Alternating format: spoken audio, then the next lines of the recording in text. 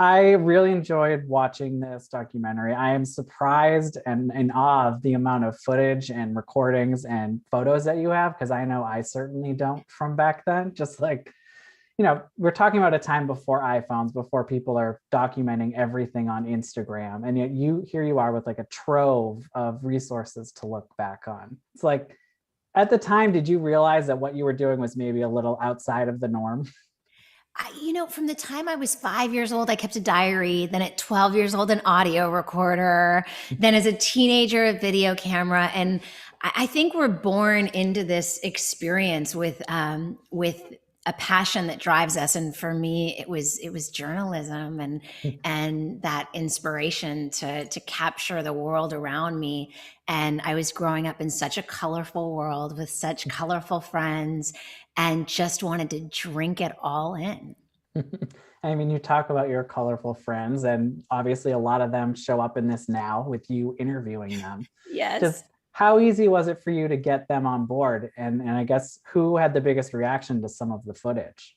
It was so incredible. Everyone was so willing to share of themselves and to share so authentically. And I think it really goes to show that these were really true friendships that Mm. go so far back. And we really were like our own middle school, of friends and kids growing up together. And I was so grateful that everyone just opened their hearts. And I think they're so sincere throughout it in sharing their lives, and so it was amazing. And each person had their own perspective, and at the root of it, though, in the core, you saw this deep love and connection that we all had with each other. And I mean, I know some of it you see during the credits, but when you are pulling up some of these clips of you guys as kids partying, just what were some of those reactions like from them? I mean, just watching, Brian, it was so funny when he first watched it, shaking his head, and, David Arquette thinking it was so funny that here he was trying to direct me, and here I was filming him. And I mean, there's just so much joy. And then, those bad boy moments, of friends reflecting, going, oh, what was I thinking at that time? It was just so fun to watch. And then some of the really emotional moments, my dear friend, Andrew Dorff, who I love so much, who Mhm. I feel is looking over us now, and being able to watch the footage back with Steven was really so meaningful, because it was really the tapes that brought us together. We were friends in our youth. Yeah. And after he passed away, the tapes really just made us so much closer. And now, talk about some of the people that are no longer with us. I was a big fan of Ladybugs. It Sequest back I in the just day. literally hung up with Jonathan's parents, his father, about 2 minutes before you and I Oh, really? jumped on. Yeah. Oh, I think it was nice to see him. It was nice to see him there for you right after your surgery. It was just these moments that I think are really nice for you to have. But just, Absolutely. being able to revisit some of that with people who aren't here, just what goes through your head? What is that process like? It was such an incredible process, because seeing the depth of love that was all around me was really awe-inspiring, because I've always loved people. I really do. Yeah. I love people, even with our flaws and our ups and our downs. I really love people. And so the realization that I was so loved back was incredible. And, finding the voicemails from Jonathan, and, when we were kids, you would press pound, because literally Jonathan would have this thing where he liked to fill up my tape. So Mm. he would just talk for like 30 minutes at a time.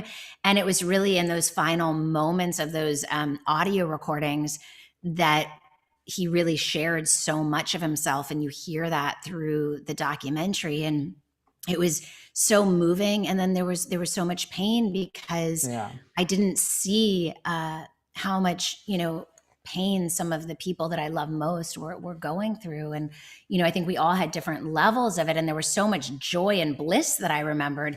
And then there was also some internal struggles that we were going through, some of us more than others.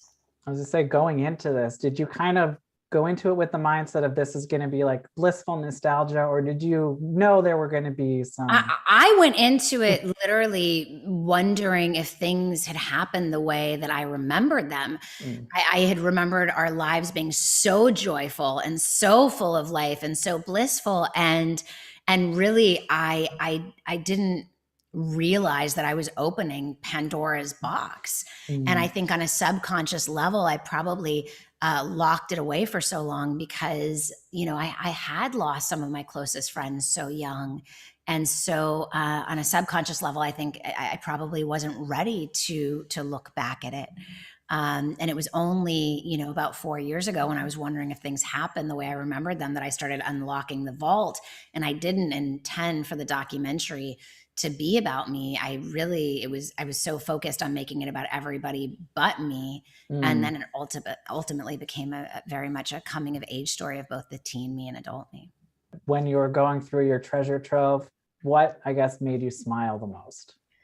Oh, so many moments. I love looking at our youth and that there was such innocence and just such love. It was so fun watching the videos, Magic Mountain of all of us just waiting in line and nobody's on their devices. They're just talking and laughing and hanging out together. Baby And Leo. I mean, it just, I love the moment in the car when, when Kevin's calling over to the other car and it's like someone wants to get charged for the phone call, just the moments that are, that are so amazing in retrospect, you know what I mean? And just the joy, there's so much joy and New York and how colorful those experiences were. And really to be able to have the ghosts of the past that I really feel are angels surrounding me, to have them live on through this. And that I hope in some way people are again watching it through their own lens. And that in some way, I would love to be able to raise awareness around the things that we're talking about, Yeah. around growing up, around, being teens, around the awkward stages in our life.